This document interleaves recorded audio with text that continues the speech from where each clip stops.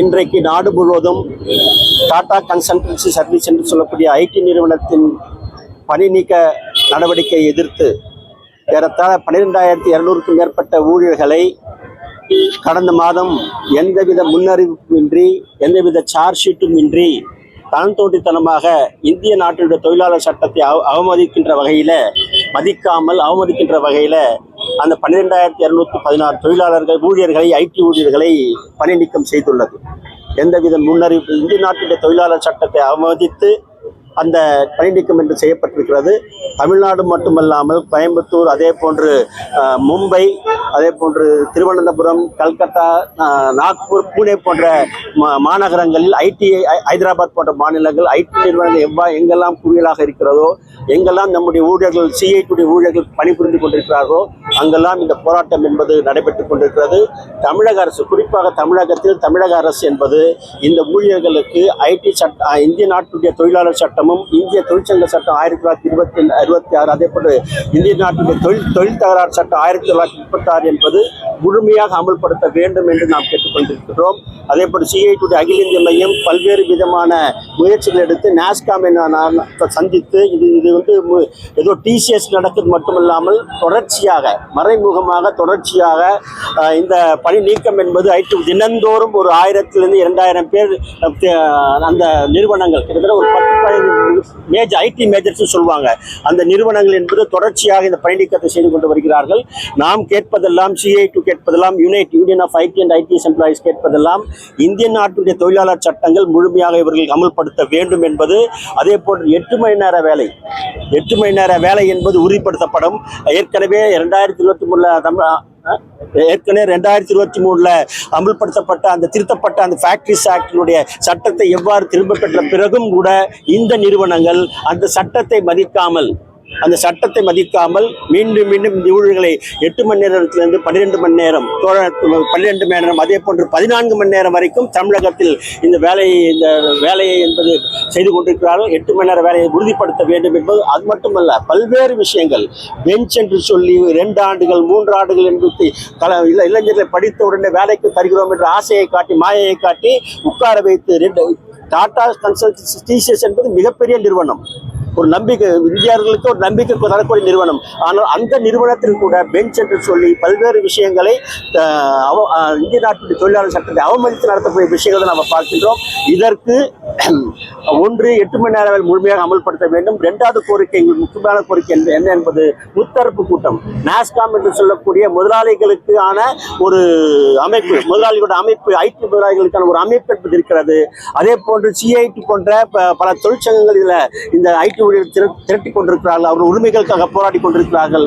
Unite போன்ற சங்கங்கள், அதே போன்று கர்நாடகாவில் கேஐடி போன்ற சங்கங்கள், கேரளாவில் ஏஐடி போன்ற சங்கங்கள், மேற்கு வங்கத்தில் ஏஐடியு போன்ற சங்கங்கள் எல்லாம் இன்றைக்கு நம்முடைய ஐடி ஊழியர்களுக்கான உரிமைகளுக்காக போராடி கொண்டிருக்கிறார்கள். பல்வேறு சட்டங்கள் வேண்டும் என்று கேட்டுக்கொண்டிருக்கிறார்கள். அவர்களையும் இணைத்து ஒரு முத்தரப்பு கூட்டம் என்பது நடத்தப்பட வேண்டும், பேச்சுவார்த்தை நடத்தப்பட வேண்டும்.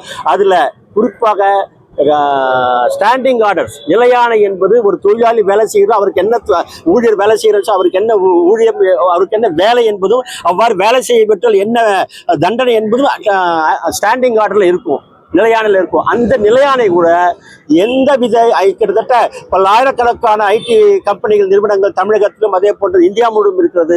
அந்த ஸ்டாண்டிங் ஆர்டர் கூட இல்லாத நிலை என்பதுதான் இன்றைக்கு இந்த ஐடி செக்டாரில் இருக்கக்கூடிய விஷயங்கள் என்பது. ஆகவே முத்தரப்பு கூட்டம் நடத்தி எங்களையும் அழைத்து, தொழிற்சங்கங்களை அழைத்து, சிஐடி அழைத்து, யுனைடெட் சங்கத்தை அழைத்து, அதே போன்று முதலாளிகளுடைய அமைப்பை அழைத்து, அரசுடைய தொழிலாளர்களையும் உட்கார்ந்து கொண்டு முத்தரப்பு கூட்டம் நடத்தி இது போன்ற நிகழ்வுகள், இந்த பணி நீக்கம் என்பது நடக்கக்கூடாது, இனிமேல் நடக்கக்கூடாது.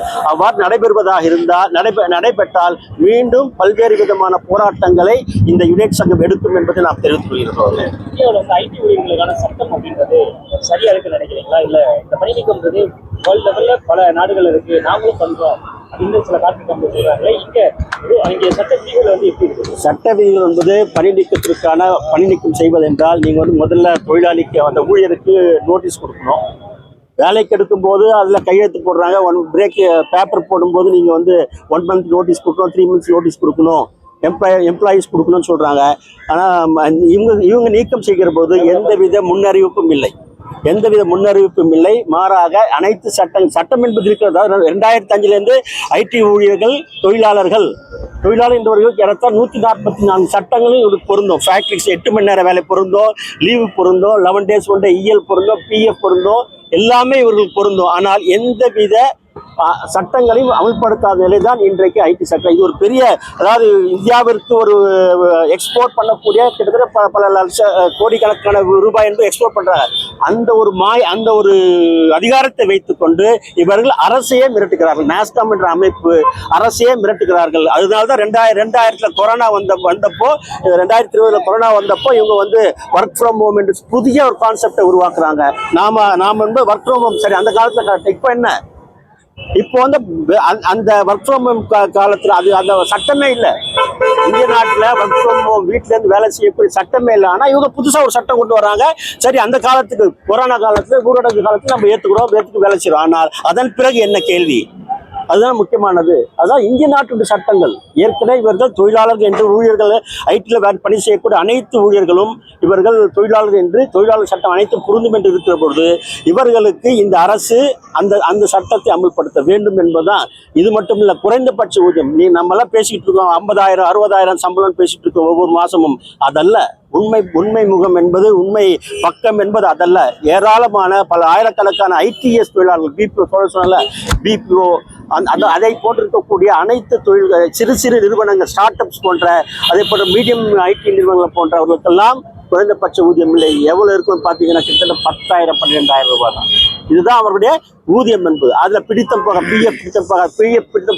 பிடிக்கிறாங்களா சொன்னால் அதுவும் பிடிக்கிறது. பிடித்த பணத்தை முழுமையாக கட்டுவதில்லை. எங்களுக்கு பல கேஸ். அதே போன்று பெண் ஊழியருடைய பாதுகாப்பு டிசிஎஸ்ல கிட்டத்தட்ட 50க்கும் மேற்பட்ட அந்த மெட்டர்னிட்டி அந்த பாலியல் சம்பந்தப்பட்ட அந்த பேஷண்ட் நடந்து கொண்டிருக்கிறது. இவையெல்லாம் டாடா என்கின்ற டிசிஎஸ் என்கின்ற அந்த பெரிய அந்த மாயை இருக்குல்ல, பெரிய நிறுவனம், டாடா ஒரு நம்பிக்கையான நிறுவனம் என்ற அந்த மாயைக்குள்ள இவர்கள் இதையெல்லாம் இந்த அத்துமீறல்கள் எல்லாம் செய்து கொண்டிருக்கிறார் என்பது எங்களுடைய இது.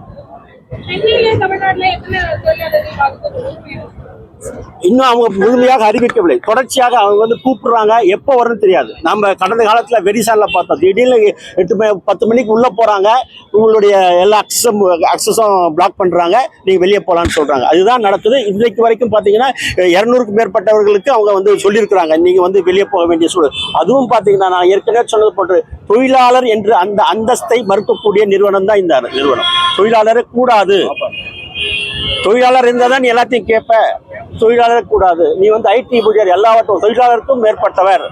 அதனாலதான் வந்து பிராண்ட் ஏ, பிராண்ட் பி, பிராண்ட் சின்னு சொல்லி, பிராண்ட் ஏ, பிராண்ட் பி, பிராண்ட் சி சொல்லி, அதே போல டீம் லீடர்னு சொல்லிட்டு, மேனேஜரல் கேடர்னு சொல்லிட்டு, ஆனா அவரையும் ப்ராஜெக்ட்ல வேலை செய்ய சொல்றாங்க, இண்டிவிஜுவலா வேலை செய்ய சொல்றாங்க. அப்ப அவரும் வந்து ஒர்க்கர் தானே.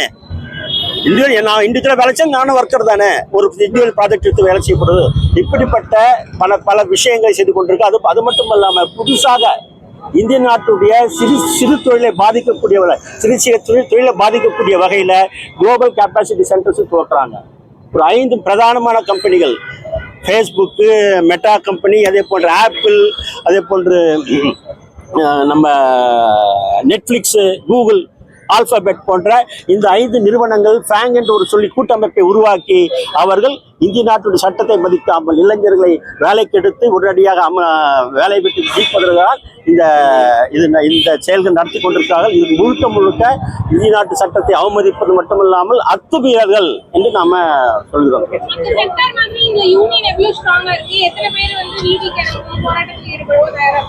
தயாரா இருக்கிறாங்க. அவர்கள் என்று சில தடைகள் இருக்கு. போராட்டம், இன்றைக்கு கூட போராட்டம் என்பது மிக எல்லா ஊர்லயும் நடந்து கொண்டிருக்கிறது.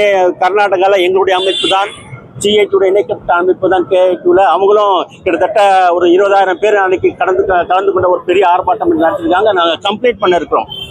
தொழிலாளர் துறையில் நாங்கள் ஒரு கம்ப்ளைண்ட் பண்ண இருக்கோம். 25K 25D நீங்கள் வந்து முழுமையாக அமல்படுத்த வேண்டும் என்று நாம கேட்டுருக்கோம். KC கோபிகுமார், சிஐடியுடைய மாநில செயலாளர், ஐடி சங்கத்துடைய அகில இந்திய செயலாளர்.